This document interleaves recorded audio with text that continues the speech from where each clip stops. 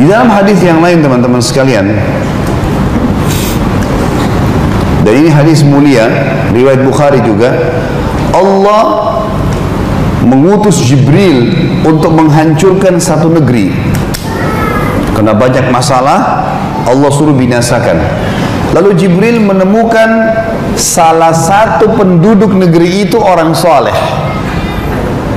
Jibril lalu menyampaikan kepada Allah, ya Allah, sesungguhnya di negeri tersebut terdapat hambamu si fulan yang saleh. Apa kata Allah? Mulailah siksaan dari dia. Mulailah siksaan dari dia. Karena dia tidak pernah menyeru pada kebaikan, tidak pernah melarang kemungkaran. Jadi kalau bapak ibu mau masuk surga sendiri nggak bisa, harus ajak orang lain. Jadi kalau bencana datang, orang yang soleh itu yang tidak pernah ingatkan orang, itu yang paling pertama disiksa.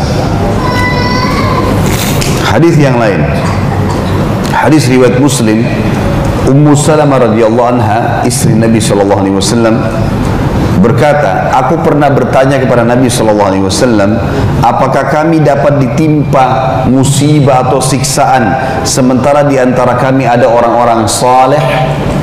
Kata Nabi SAW, iya, bila kerusakan atau pelanggaran agama merajalela, menyebar, dan tidak ada yang pungkiri.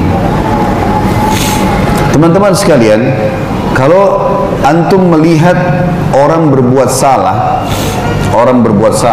tidak diingatkan, baik dengan lisan ataupun dengan hati minimal, ya Allah berikan hidayah, maka pastinya antum akan kena hadis Nabi SAW yang berbunyi, siapa yang lihat kemungkaran lalu dia tidak memungkirinya, maka orang yang berbuat mungkar akan datang hari kiamat mencekik lehernya orang yang melihatnya sambil berkata, ya Allah, saya lihat orang ini buat mungkar, orang ini melihat saya berbuat mungkar, dia tidak ingkari, maka saya tuntut ya Allah. Lalu diambil pahalanya dikasih ke orang itu. Ini hadis mulia ini.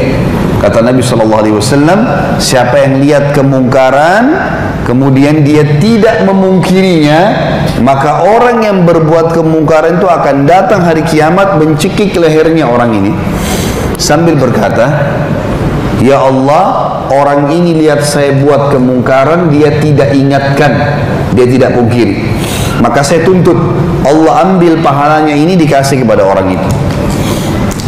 Jadi saking pentingnya ingkar mungkar teman-teman sekalian, walaupun dengan hati. Ada reklama ya, biasa ya, reklama sama ya, papan reklama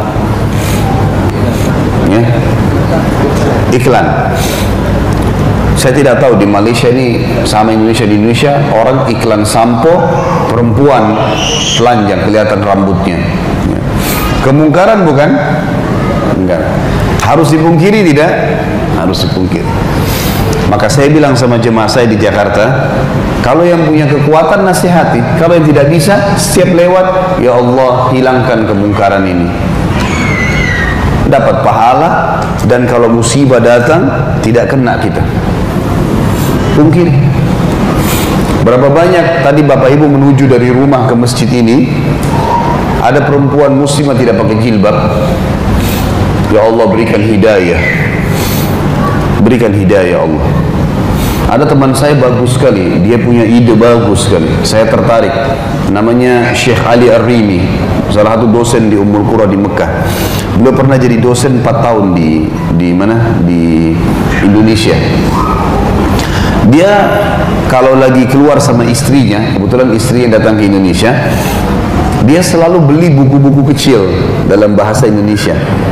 Masalah hijab, masalah sholat, macam-macam buku kecil-kecil. Indonesia harganya murah. Ya, kalau mungkin di sini harga 2 ringgit, 3 ringgit, buku-buku kecil. Buku saku. Dibeli ditaruh di tas istrinya. Setiap kali belanja di supermarket, dia suruh istrinya tanya, muslim atau bukan muslim? Kenapa nggak pakai jilbab? Oh di sini tidak bisa, oh saya belum tahu. Dikasih buku ya, baca, dikasih buku sama dia. Mungkin dia keluar 10 ringgit, 100 ringgit, 50 ringgit satu hari, teman-teman sekalian. Tapi berapa banyak orang yang dapat hidayah? Anggap satu orang. Ini saya selalu ingatkan jemaah saya, kalau di Indonesia ada banyak buku-buku kecil ya. Saya selalu bawa di pengajian-pengajian saya, kalau yang ikut di YouTube itu saya selalu tunjukkan buku ini, buku ini, buku ini, buku ini, suruh beli. Buku-buku kecil. Bawa ke rumah kerabat, ke rumah teman, ke kantor, di angkutan umum, kasih orang. Mampir di surau, tinggalkan. Mungkin satu orang baca, tidak apa-apa. Alhamdulillah. Nabi SAW mengatakan kepada Ali bin Abi Thalib di perang Khaybar, la in yahdiyaka rajulan wahidan khairul laka min humurin ni'am. Kalau hai Ali, kau jadi penyebab orang dapat hidayah satu, itu lebih baik daripada unta merah betina. Itu harta yang paling mahal pada zaman itu. Baik, ini teman-teman sekalian sebab-sebab bencana umum. Hindari ini semua ya. Penolakan terhadap Rasul, dosa-dosa besar merajalela atau merata, kezaliman, dan tidak beramar ma'ruf dan nahi mungkar. Maka insya Allah tidak ada bencana.